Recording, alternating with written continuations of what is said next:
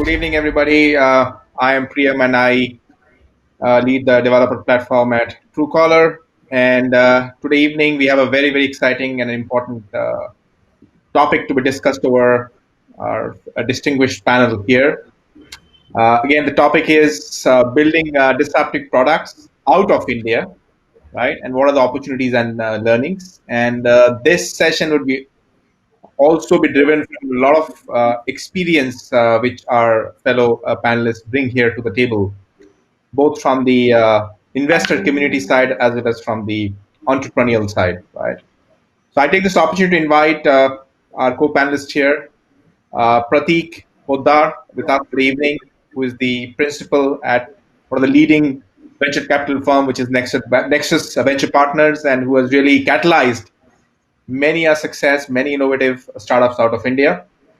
And we also have Aravind Sanka, who is the founder and CEO of Rapido, which is India's leading urban commutation and bike taxi platform. And as we start the panel, let me ask you this one question related to the topic. What do you consider a product as disruptive, right? In your sense, how do you define this disruptive products, right? From an India context point of view.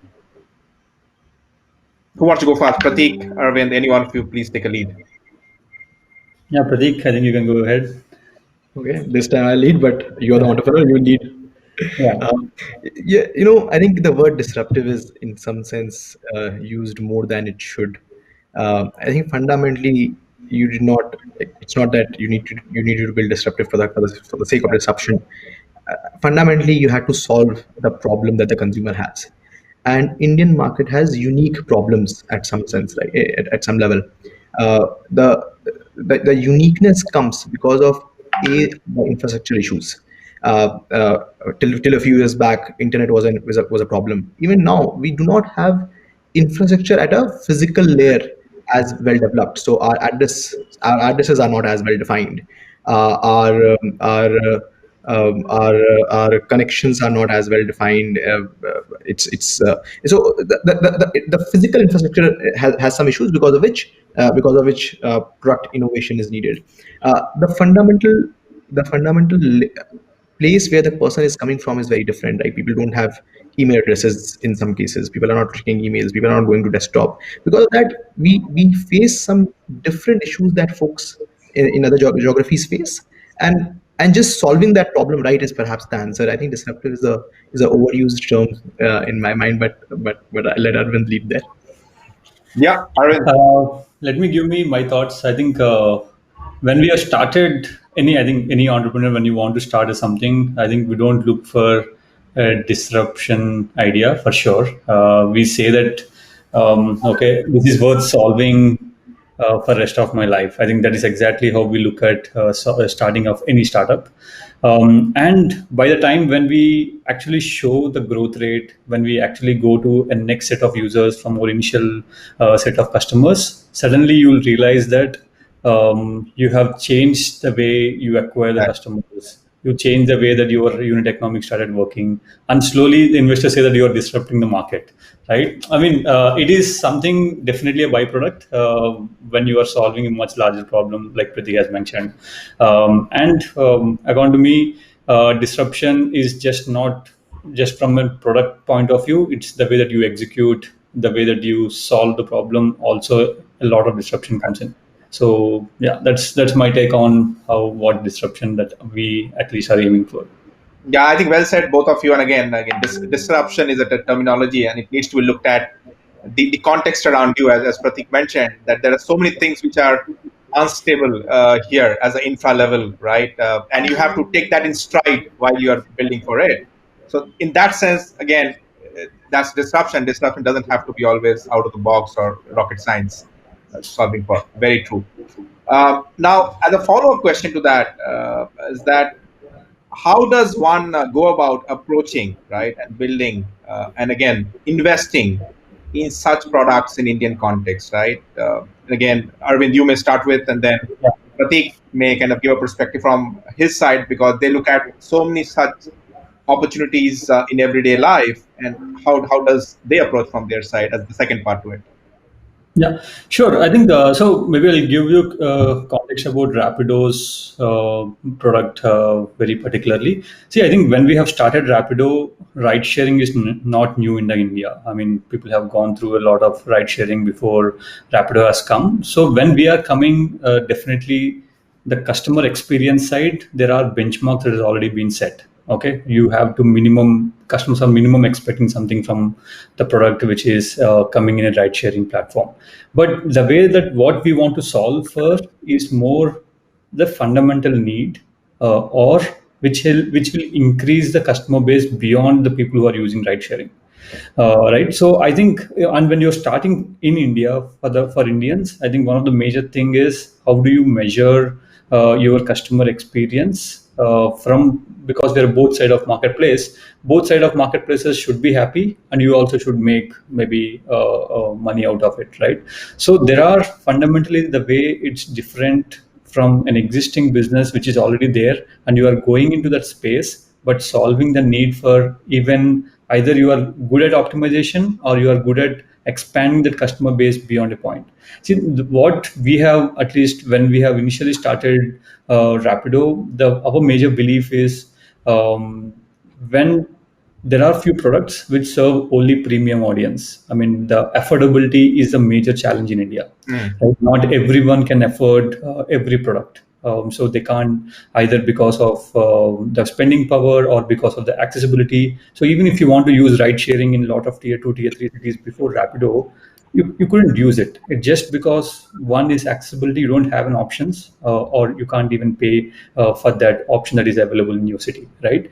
So when you are building for India, I think one thing that you have to use is your product can be good, but whether it is affordable for majority of Indians, when you are targeting a mass audience, and it has to change the convenience compared to what it is right now. So when Rapido has come, people were traveling. We didn't create the market. There is a market who are commuting, but they're spending a lot of time because of the multimodal. They're walking till bus stop and using a bus, or walking till share auto stand and then using an auto. So there are multiple ways they are already commuting. But what we said is we'll change the way that you are commuting by providing you convenience at affordable price. It might be more than you are paying for public transportation, but it is a lot more affordable, right? So that was what, when we were thinking India, we didn't thought about, okay, top 7 8 cities is India. We thought about there are 200 300 cities that the commute is needed, and the more commute is needed, even more where the public transportation doesn't even exist, which are out tier 2 tier 3 cities.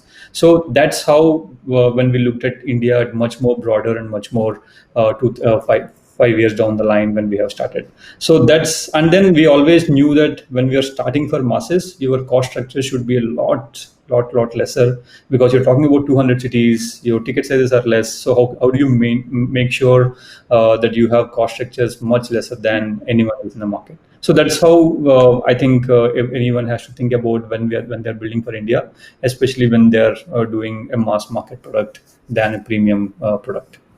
Yeah, no, I think again, very very well said. But again, when you reflect, India is a democracy, right? And right at the government level or people who are building businesses, everything is about democratizing things, which essentially means that scale up accessibility, scale up affordability, right? Yeah. Now, in that sense, then how do you really drive a balance that, okay, fine, I have built a product which is scalable, which is accessible, which is also affordable, which hence makes it more adoptable. Yeah. But then how do I really manage or balance the monetization aspect of it? Because at the end of the day, I'm a business, right? While I'm building a product. Yeah. And how you guys have been thinking at Rapido, because it's tough, it's not easy, right?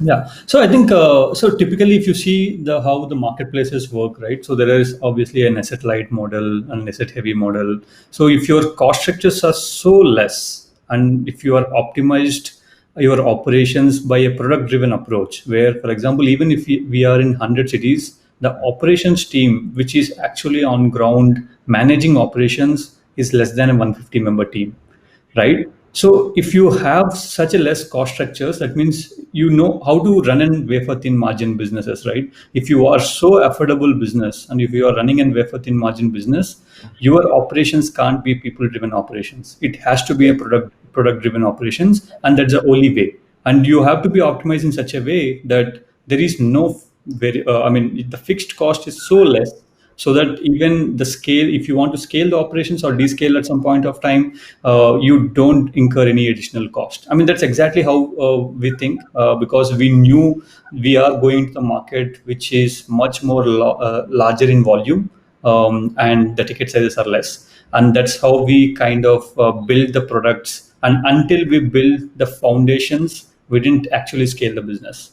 We took time to build foundations, to build capabilities, and then scale the business after that. I mean, that's the reason the first 3 years of Rapido is very different from next 2 years of Rapido. Right? It's exactly because of that. And then whenever we take steps, we see that, okay, do we have the product which can actually help us to scale? And then whatever things that we are doing manually, if anything that we do manually for 2 weeks, 3 weeks, that has to be automated in the next 2 months. I mean, that's exactly how we think, and that's exactly the product roadmap is built even for us internally. Yeah, no, makes sense. So essentially, two takeaways. One is obviously cost structure, elasticity, right? Scale up, scale down pivots, right? How agile or how elastic is your cost structure? And second thing is, how do you kind of solve for using tech for redundant iterative process so that they don't become manpower intensive, right? Uh, Yes. and now moving over to Pratik, how again on the same question, approaching it from an investor side of it, on entrepreneurs who are building these kind of products, how you and team look at from that side. Yeah, when you were listening to Arvind talk, I think two things that were very clearly coming out. One was customer obsession. He was saying the same thing about the customer uh, in different words, because it's just in the DNA of the company. And the second thing is about product focused approach, that is not spending, not throwing money at the problem, not throwing people at the problem. I think that is the perfect recipe for Nexus as an investor. That is what we love about Arvind, and that is what we love about almost almost every company we are working with, where the customer obsession is very clear and the product focus approach is very clear. And of course, Arvind shared about Rapido journey. Maybe just to put this in context, I'll share about one more company. So when we first met Unacademy, uh, this was of course pre-Geo era. The first question I had was that, hey, uh, do your students even have good enough internet to watch videos? And I distinctly remember that in those days, Netflix had just recently come, and even me as a user was not able to use Netflix because of poor internet, despite buying the most expensive plan that was out there for residential use cases, right? So it was very obvious to me that people cannot watch your videos for learning. And the response was so simple, so obvious, that Pratik, watch carefully. It's not a video. What is it? It is a slide, like a PDF slide, which is moving. It is an audio that is interlaced with it, and there's a pointer that's moving. That's just X and Y coordinates, nothing else. And for me, Wow. that was so simple, so obvious. But it's just a both the aspects, the customer obsession and building the company in a very product focused manner, just comes out very very clearly. And then when you see that, then you never ask the question, hey, how would you be different from YouTube? Because you know that you will not be spending money, and you will provide a 10x better customer experience. And it's exactly the same with Rapido. It's my I actually When I use Rapido, I actually smile a few times. Like, it's actually pleasure to use, because of the small things that the captain smiled at me. Why did the captain smile? Because because the product actually empowers him to do that better, because the guy is reaching at the right time. The product is helping him do that. When I'm giving the OTP, because the OTP was great, it's a phenomenal experience. It just gives you a moment to cherish that experience. I think that those small things matter, and that leads to exceptional consumer experience and exceptional outcomes. And that is what we are craving for.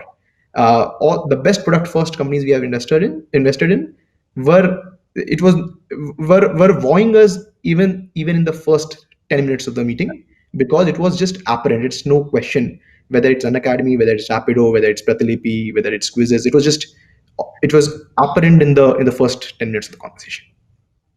Yeah. So again, what I take away from here is two major ingredients. One is obviously how product can solve that, and customer obsession, not money, not people power, right? So that also moves me to the next follow-up question. Since we've been talking about Rapido here in this context, and obviously Nexus, how has been the partnership so far from the early days till now, and what are the learnings so far? Like, because it's a collaboration, right? Because today's investors are not just investors, right? They are in so way add more value to a portfolio which they invest in, and like yourself at Nexus. So how this partnership has evolved so far since the early days you and team got together with Team Rapido, and what are some of the learnings which you would like to share for the community in this journey? Maybe top three, right? Just to make it more easier. Okay, so maybe I'll start, and Arvind should say, should confirm whether it's right or wrong. Yeah, I think it's a very very long term partnership.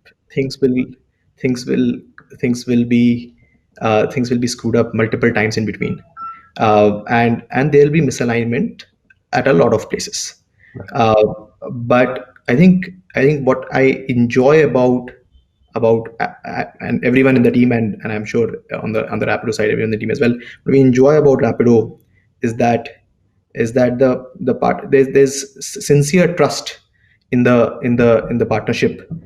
So we understand why uh, why the discussion is happening, and both of us are aligned for the end goal, for the common end goal.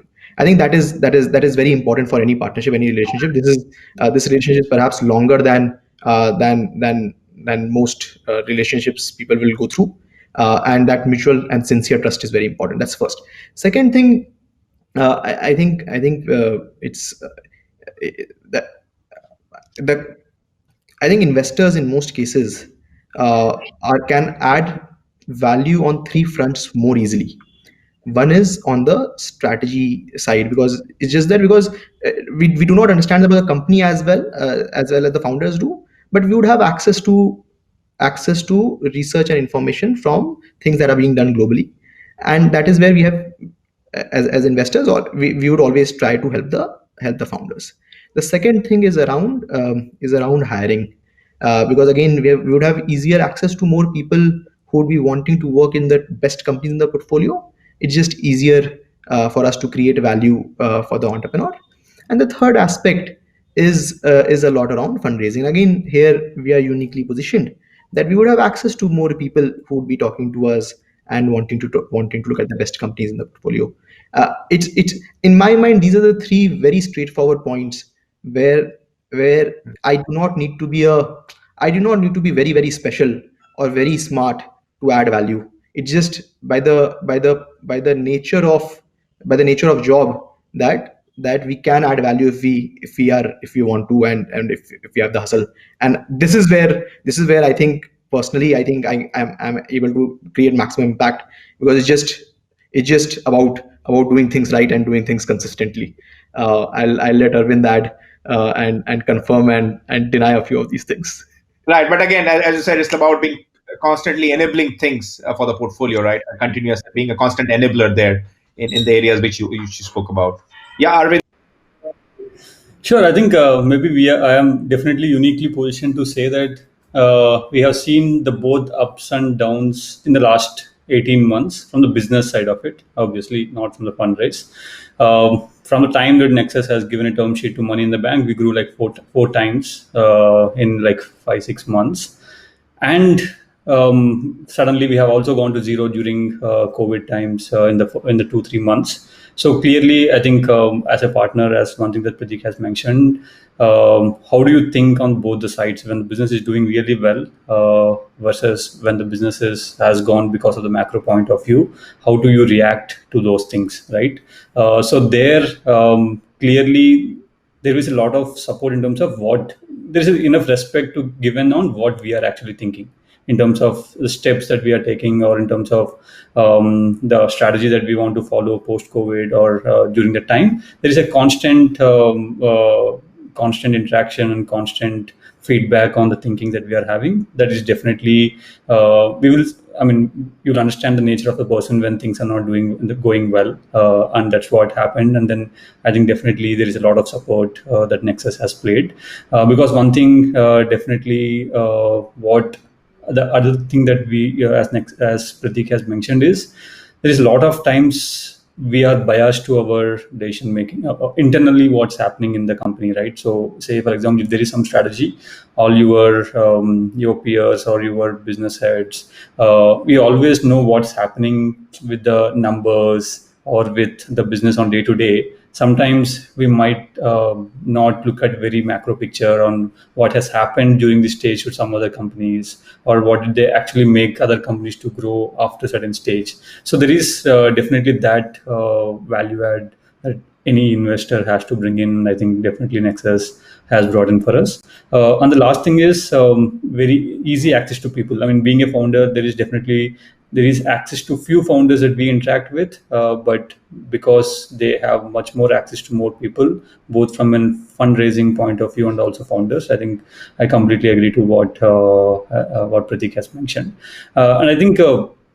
At least with Nexus, we just don't talk only about fundraising, but we also brainstorm a lot about business. I think that is a good part where being an entrepreneur, I mean, at least Pratik by himself and Suvir, being an entrepreneur, it always helps that they know if we say that there is some problem happening on the ground, literally they understand what does actually that means, right? So that helped us a lot. Ki you think both as an entrepreneur and also an investor. So sometimes, most of the times it aligns, and sometimes it just we need to get aligned based on the situation. So overall, it's been going good for now.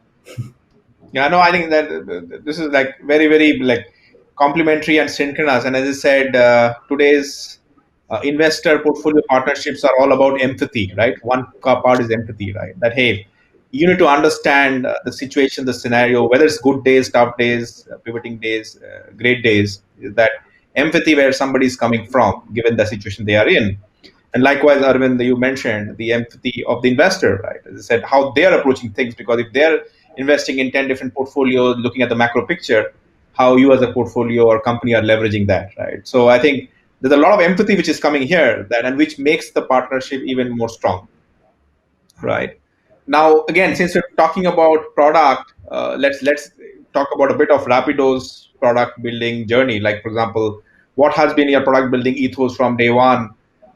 Secondly, again, how did you scale up? And again, scalability is also it brings in some kind of a chicken and egg situation.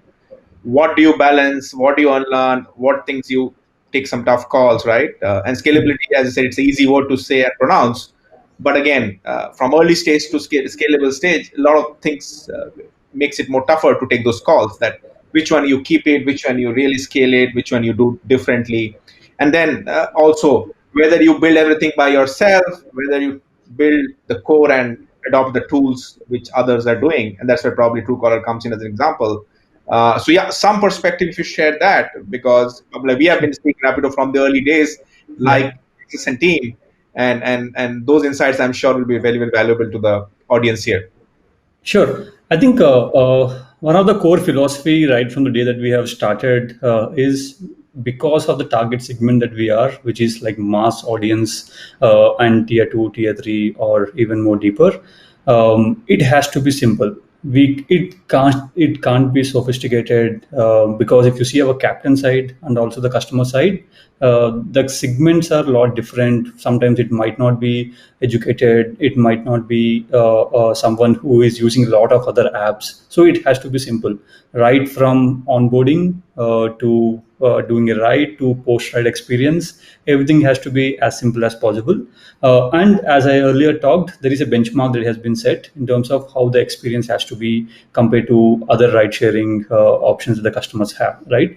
So when we meant by being it simple, it's like if you can see in a lot of our UI app, you don't see a lot of fancy things, but your things get done, right? I mean, right, even one thing that you has mentioned, and even when Truecaller approached us, one of the major funnel drop happens actually right from the customer downloads to the registration as a process, right? So we need few things mandatorily because we want to pass on that information to the captain sometime, or take some decisions based on the number or age or gender because of the other products that we are having within our app. So that is one classic example that you save a lot of time from the registration funnel, which is like single click, not waiting for an OTP, and that's where it started. And if you go to the main screen, or the customer and the captain experience, if you see, one of the core products that we build is a lot about the captain experience. So we are the first, or even still the only ride sharing platform who says that the captains can earn money whenever they want, and captains can take money into their bank account whenever they want. Right, there are a lot of gig economy companies before us who used to pay once in a week, once in a month, and sometimes this gig economy or the captains doesn't have the trust on the platform that whether they get money or not, etc.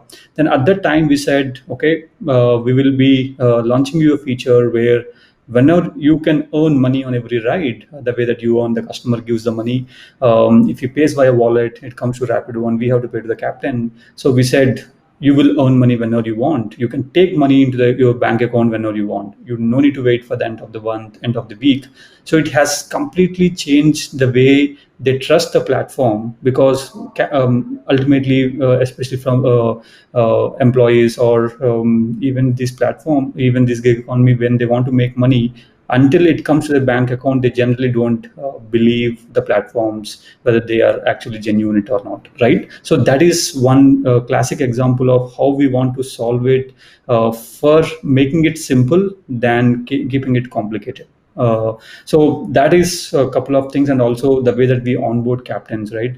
They can just upload the documents within WhatsApp, and then they get activated, right? And sometimes no need to even download an app and upload all the documents within our app. They can just do with WhatsApp, just because they have that accessible. So we don't want to create frictions at any point of time in journey. It can be for customers while booking, or it can be for captains during the entire process. I think one thing with Pratik also has mentioned, which is like, because Rapido has a unique use case of daily utility. It's a utility product. That means customers use it with frequently. So the pin that you give while starting a trip, we just made it a same pin for the customer for all the trips, instead of changing it every time. Just because you need to remember every time, you have to see the app and then tell him. Sometimes you get confused, etc., etc. So we said, this is the pin for you, and whatever trip that you take, the pin is same for you, right? So even that is frictionless. Initially, when we thought about this idea, I mean, there is a lot of friction that we got even within team, and even when we launched initially. But later, the users who used it actually loved, liked the product in terms of, okay, it is actually improving the experience and removing the hassle of going through the entire process, right? So, and we also focus a lot on internal products, because we are an operationally heavy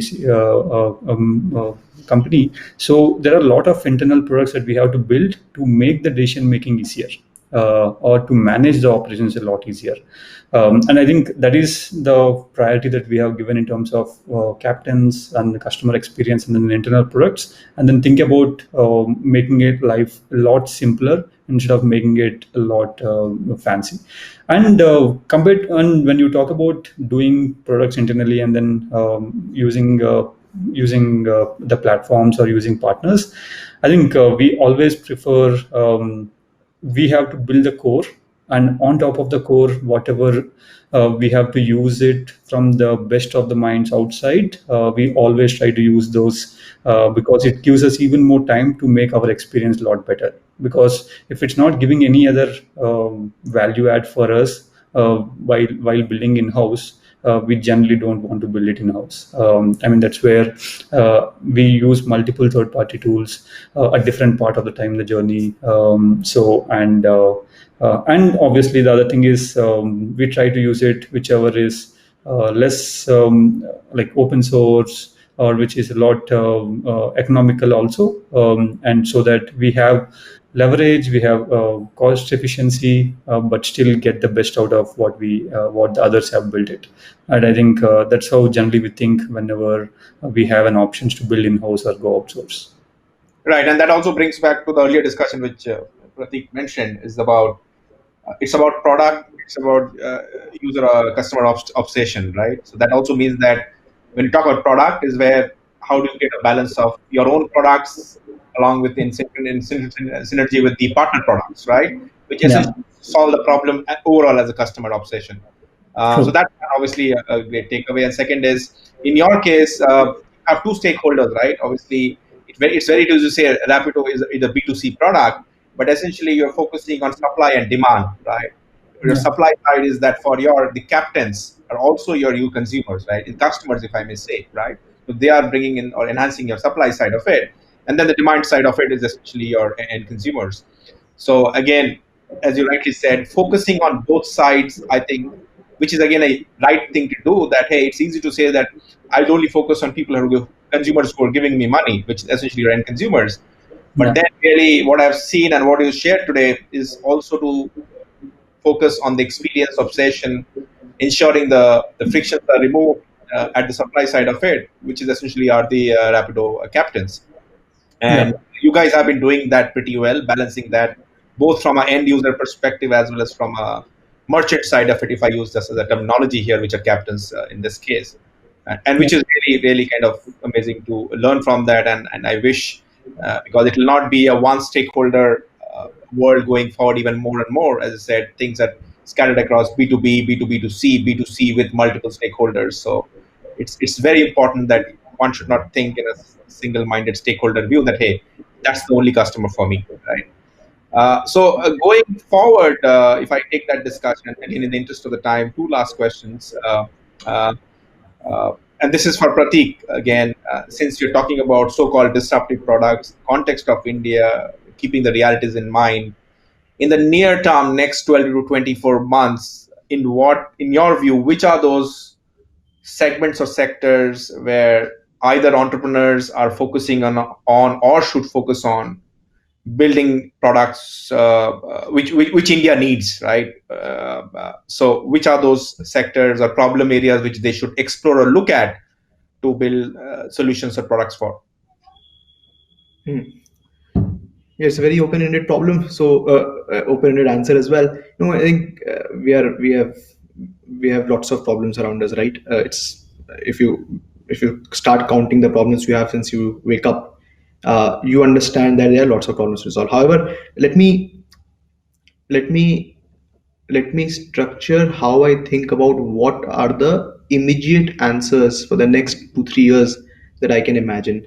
I Yeah, think and just to add there, please think how the world has changed in the last 6 to 8 months, and which will have its, I would say, cascading impact for another 24 months. Keeping that as a denominator, that's where I think I would request you to share yeah, the view. yeah. So I was actually saying that itself, that for most companies, there is a trigger point that happens, and the trigger point could be launch of a new platform.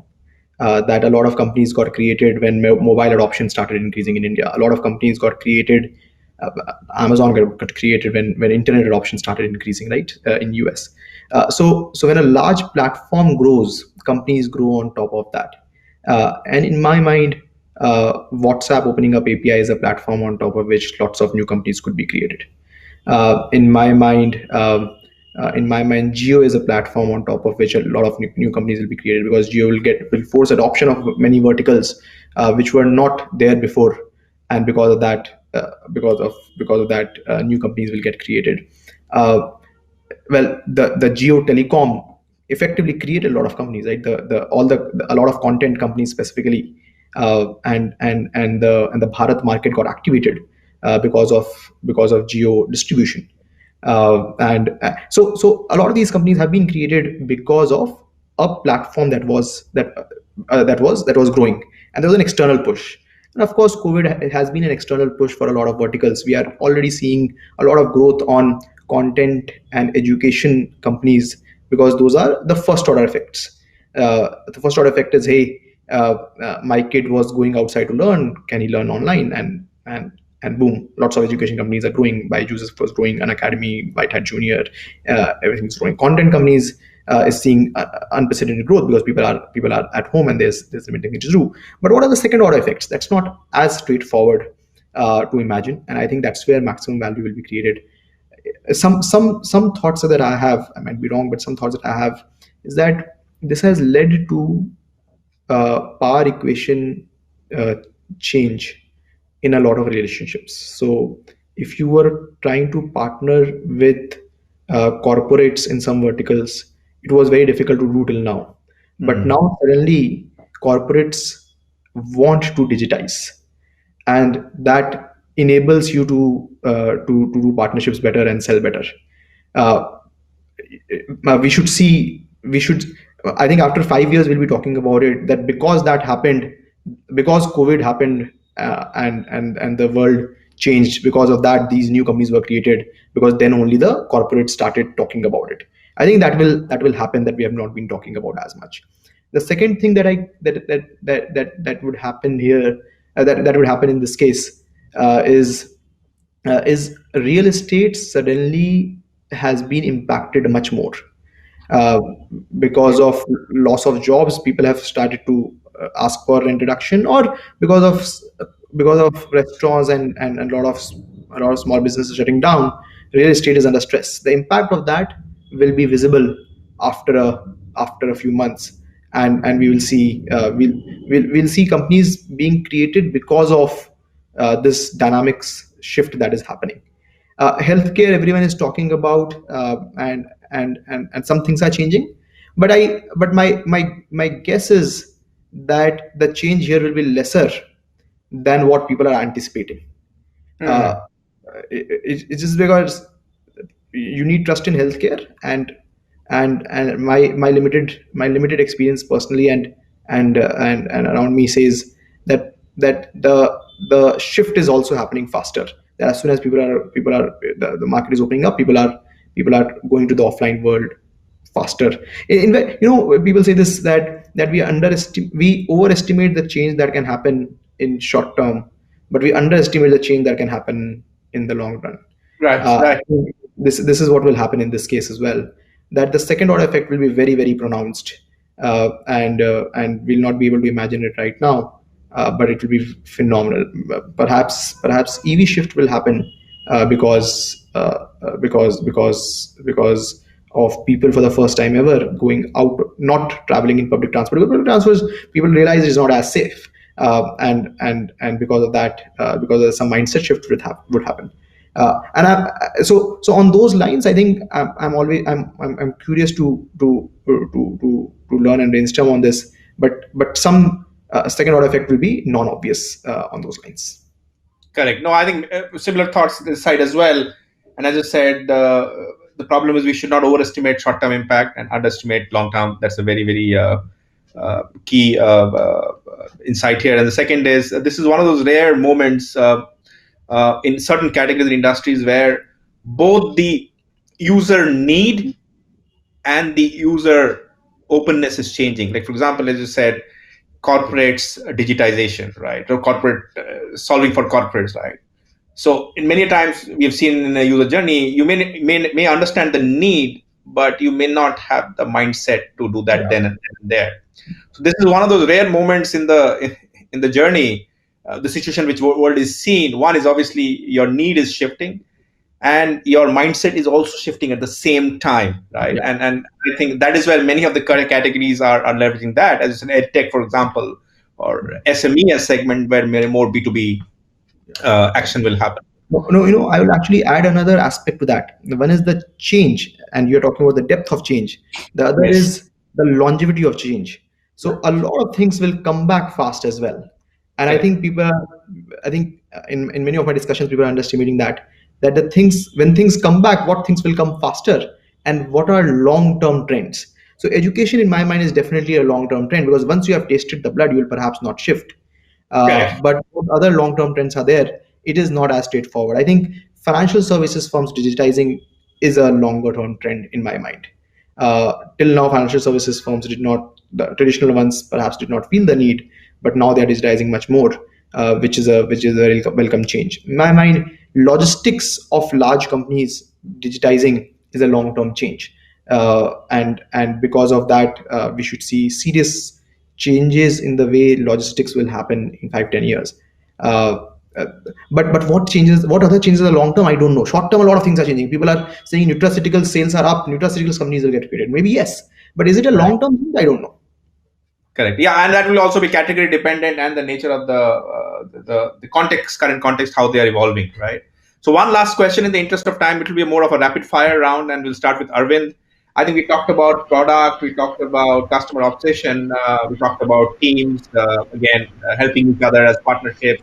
I think one underlying thing which really makes this thing happen is mindset, right? And for everything you need to do, you need to have the right mindset. So for entrepreneurs, product managers, developers here in the audience who are listening to it today, and obviously also look at the recorded version, is that what is the one advice which Aravind you will give, and then obviously Pratik, what kind of mindset it needs to kind of enable achieve these in the right way? What we all talked about throughout the discussion.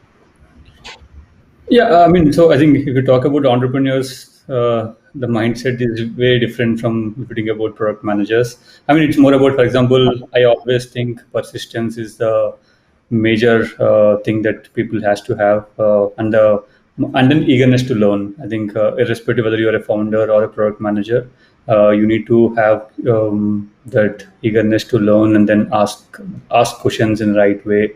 I think if you have these two qualities, either you're a founder or product manager, I think there will be a lot of learnings through the journey. I think that's what I think that everyone has to have, and that's what even I look at people.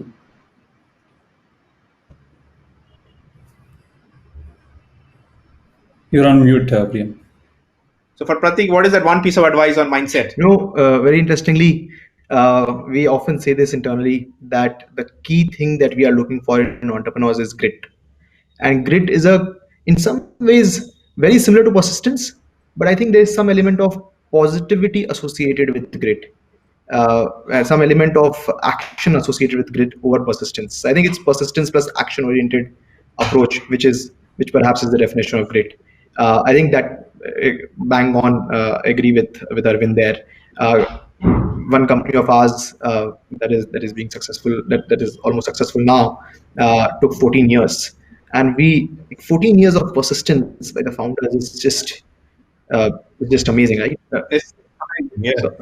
So, we talked about Matic in that context, right? So Matic started 14 years back, and it almost seems like that Vanvas is over, and they actually released the filing on Diwali, and it felt like the Vanvas is over after 14 years. You come out of the woods and become successful. It's just amazing that you give your entire life to it. And Aravind, of course, Aravind, you have been 6 years already, right? 7 years already.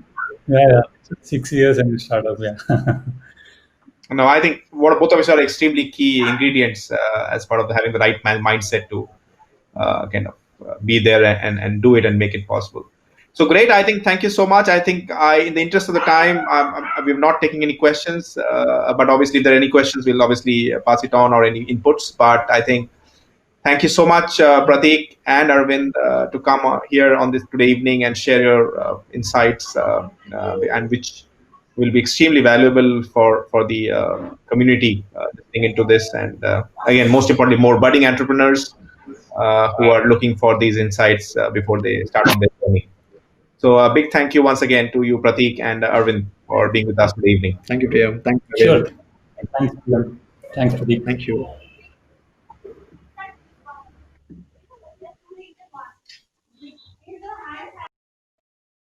Awesome.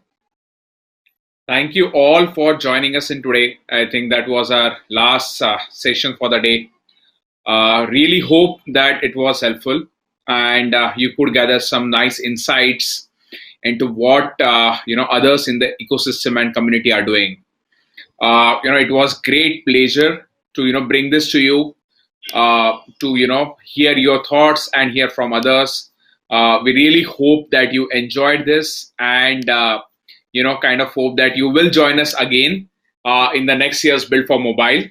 But just to share with all of you, we are going to be doing and coming and meeting in the community more often. So, early next year, starting from next year, you should see more of this happening with a new growth series that we are bringing. So we'll definitely keep you posted on what's happening. So feel free to come in and join us, and go ahead, follow us on our social handles so that you are updated with what's happening. Follow us on LinkedIn, follow us on Twitter, and feel free to write back to us or tweet to us with any thoughts or any interesting stuff that you want to share with us. Once again, thank you so much for joining us. It was wonderful having you and learning along with you. Thanks again. Take care.